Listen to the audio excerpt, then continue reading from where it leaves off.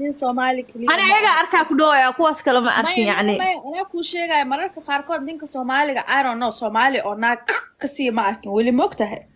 لا. kuwa meeshaan waxaa maqlay oo kasani waxaa ahay dadka oo maaragtay maxaa la dhahaa crimeka maaragtay historiyaashooda daawado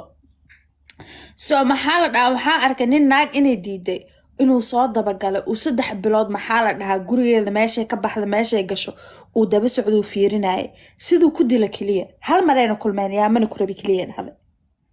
nafsadeeda inuu weysiiyey marka nimanka way waa leeyihiin abaa qaarkood boolaa maqan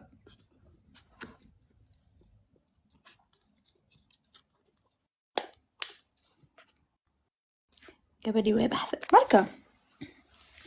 ani waxaa la dhahaa fear man been makuu sheegaa si walba oo af dheer ahay wejigooda waxyaabaha qaarkood kama dhihi because yaa la dilaa yaa shaashada gadaashiisa waa ka dhigi karaa laakiin markay iga soo horbaxaan idabaa isku yeelaa been xataa inaa u sheega mararka qaarkood waa laga yaabaa just because cuqdadsa igu qaadin ha nambarkaaga isii oo telefoon ma haysta ani hadda meeshaan wadankan waan ku cusbahay beriyaha waxaa barta sheeko wadankan waan ku cusbahay weli telefoon ma haysti marka wixii dantaada ku jirta walaala haddii naftaan yariista maxaa la dhahaa muddo badan aa iska sii haysan kartid you know that's what I'm gonna do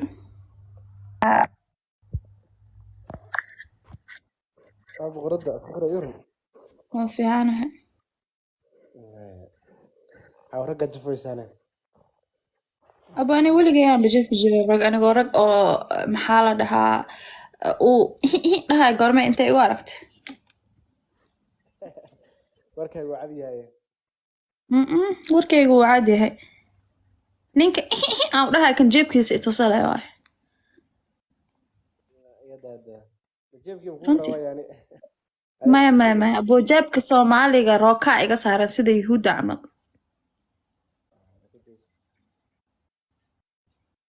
iyo wax lagu yahay masaakiinta inaan been u sheega ma rabin oo niyadda kasoo rido waxa gaga ku nooshaa gurigayga xagee wadankee ana afkaan joogaa Waa? ana afkaan joogaa xageedi aniga Afrikaan joogaa xamarweyne ma joogtay yada runtii hore inta joogtay wax saabsan tahay yaa si runaa isku wareysana daa serious aboo boran baa tahay thank you very much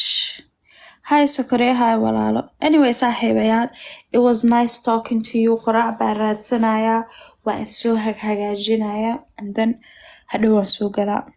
so maanta waan sheekeysanaynaa cause muddo badan ayuu kayd dambayso waana nii xiisay maalinta nii wanaagsanaato bye